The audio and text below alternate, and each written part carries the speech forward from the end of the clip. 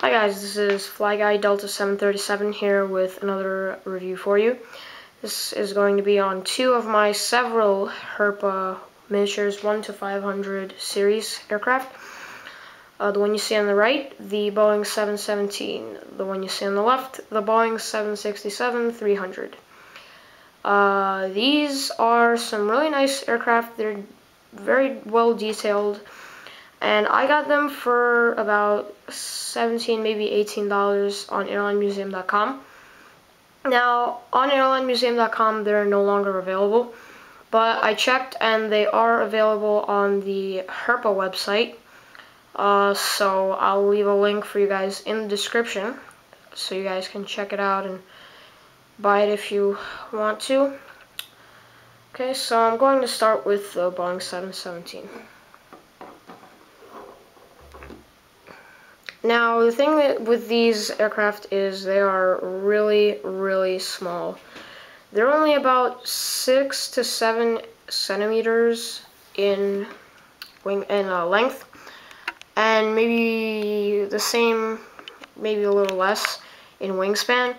So I'm going to be utilizing the zoom on my camera, and it's pretty bad, but it's 4 times digital zoom, so I don't know how well you guys are going to be able to see it.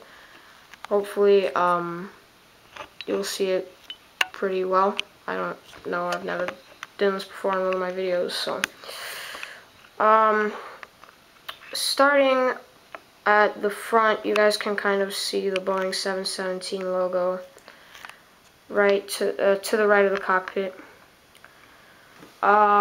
It's the blue lettering right there, right under my finger. Now the cockpit has the windows. It has 6 windows from left to right, and there's above the second window on each side there is another window standard on MD-88, MD-90, and DC-9 and Boeing 717s. Basically the jets with engines in the back. Those are standard, I believe. Now, the wings, well, let's do the fuselage first, actually. So these have 3 doors on each side for a total of 6 total emergency doors.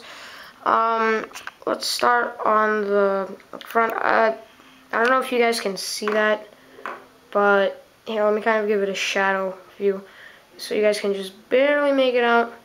But there's the first door, right under my finger.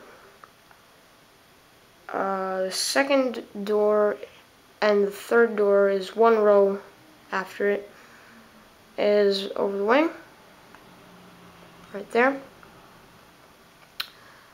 Now there's windows, a whole bunch of them, and actually under the cockpit there is some red lettering, and right next to the door.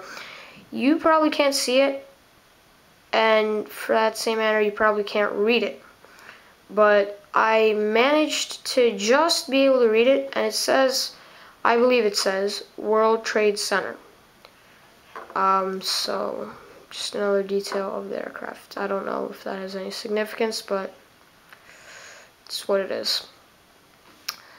Now, what right under my finger is the registration number. That is N717XE.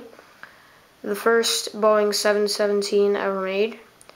I don't know the year that it was made in, so leave me a comment telling me when it was made, so I know for the future. Okay. Now on the 717, the jets are mounted on the back into the fuselage. 2 of them, I'm not going to show you inside because it's just almost impossible, but, well, oops, okay. Well, maybe you guys can just barely see, but there are fan blades in the engines. They don't spin because they're metal and they're locked into place, so.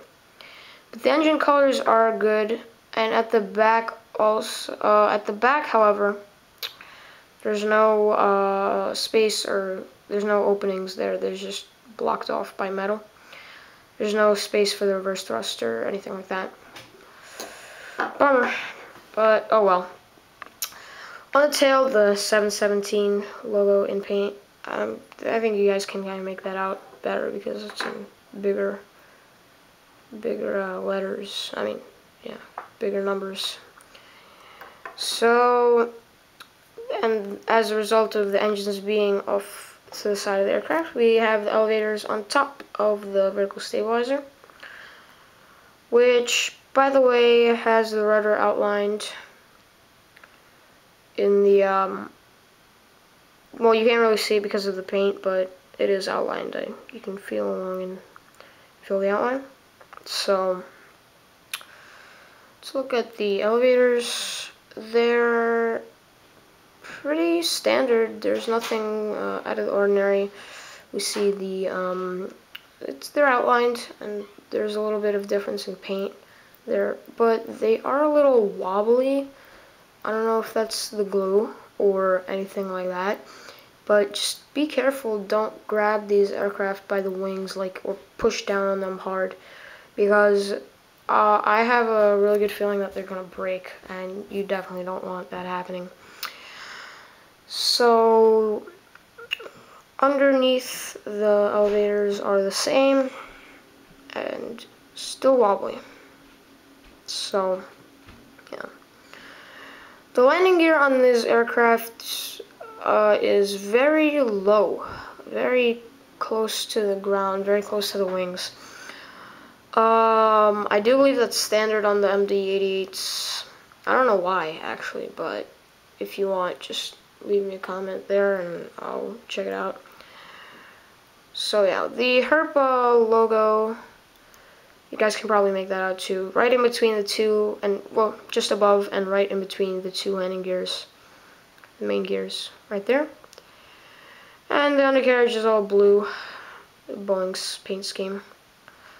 And I actually like it. And the only reason, one of the reasons that I get these is that I like the paint scheme, and that the paint scheme is all the same on my Herpa miniatures. I only have the Boeing house color additions to those. So yeah. The landing gear does not roll, but it's movable. But there is friction going on between. Let me just zoom out a little bit. There is friction between it and the table. It doesn't really move freely, and as a result, it kind of wobbles from side to side. Kind of just, it can move in any direction, like that, or like that, or like that, any direction you want it to. So yeah. The nose gear and the landing gear are the same, and it doesn't really roll. So yeah. So that is the 717. Now the 767-300, which is quite bigger than the other than the 717. Now you guys can clearly wait. Let me try this without zoom. There, you guys can almost clearly see Boeing 767-300. Wait, I have to adjust. Alright, Boeing 767-300. And the same cockpit, except for the top windows. No red lettering this time, though. No red lettering. Now, 4 cabin doors apiece for a total of 8 total. So 1, 2, 3, 4. So the windows are all the standard stuff.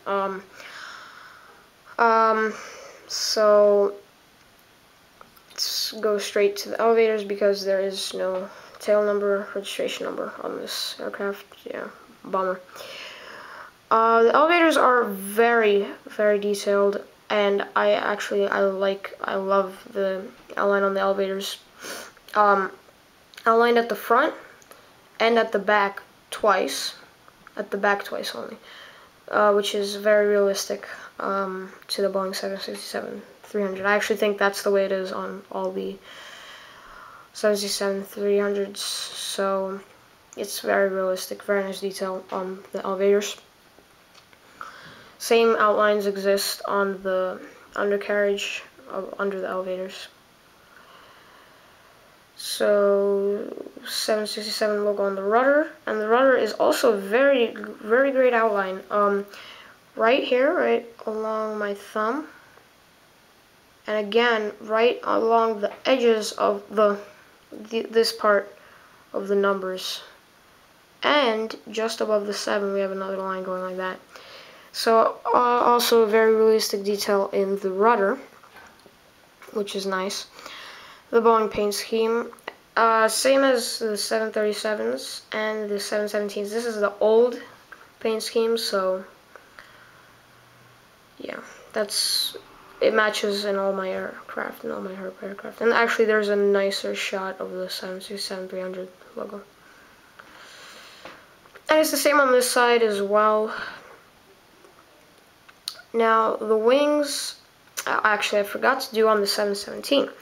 The wings here are very detailed, many leading edge, trailing edge, flaps, slats, brakes, all sorts of stuff, ailerons, and it's very detailed and it's very sharp. There's a nice angle of it, especially like this part where the aileron is clearly outlined. It's the biggest one right there. And underneath, nothing really needed. And at the front, just straight line with little lines cutting off of it. And then as well we see the ailerons, same here and same aileron right there. Flaps are nice. Engines are actually nicer than the Boeing 717 because they're more visible. So yeah, they don't spin, however they are really nice outlined fan blades and pretty detailed rotors, and so yeah. Now landing gear. Landing gear, same as in the Boeing 717, but here there's 4 to each side, and was 1 up top. I'll get to that in a minute. I just want to do the landing gear here. In between, and the same place we see the Herpa logo, the landing gear is the same, so, and the nose gear actually broke off while I was rolling it, so be careful with that. But it does roll in all directions, but now there's more friction, so I should kind of be careful. So that is, oh, I have to show the 717 wings as well. They are detailed, and there's lighter paint right there and right there, if you guys can see that. The flaps are all the same. There's just lines filling up the surface, and there's a big line of ailerons and, well, slats, stuff that reduces speed. I don't want to really list them right now.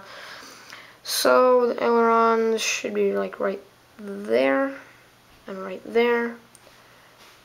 And yeah, so that is the first Herpa video, and that's the review of the 717 and the 767-300. Thanks for watching.